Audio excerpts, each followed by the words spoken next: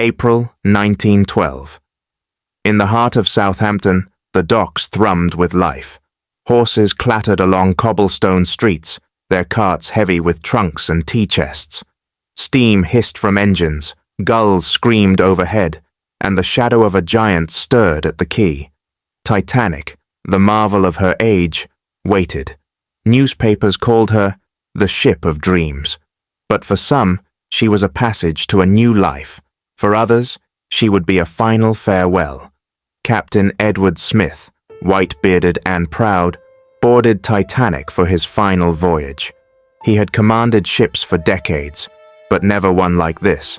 She was longer than the tallest building was high, with 4 massive funnels and engines that could churn the Atlantic like a spoon in tea. The White Star Line had given him their crown jewel for his retirement voyage, a farewell gift, or a curse.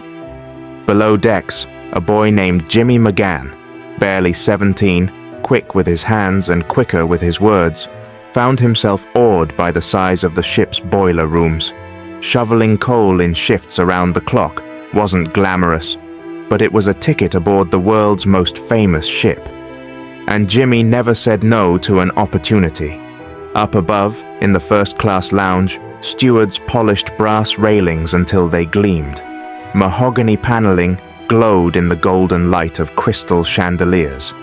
Soon, the Astors, the Wideners, and Lady Duff Gordon would board.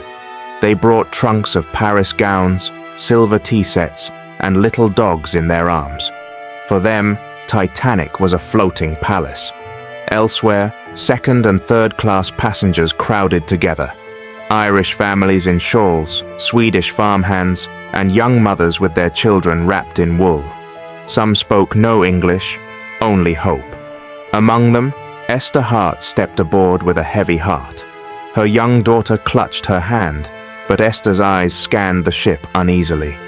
Days before, she'd had a dream of cold water, screaming voices, and a darkness that pulled everything down. She had nearly stayed behind, but her husband insisted.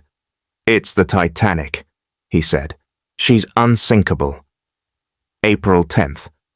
Steam hissed as Titanic's engines groaned to life. As the ship eased away from the dock, the swell from her movement nearly dragged a nearby ship from its moorings. A bad omen, some whispered, but most cheered. Confetti flew, children waved handkerchiefs, and a band played "Rule Britannia" as Titanic slid past the crowd. She made brief stops at Cherbourg and Queenstown, where tenders ferried more souls aboard. Letters were sent, photographs taken, and then the ship turned west, toward the open Atlantic. In the belly of the ship, Jimmy wiped sweat from his brow as the stokers shoveled coal into roaring furnaces.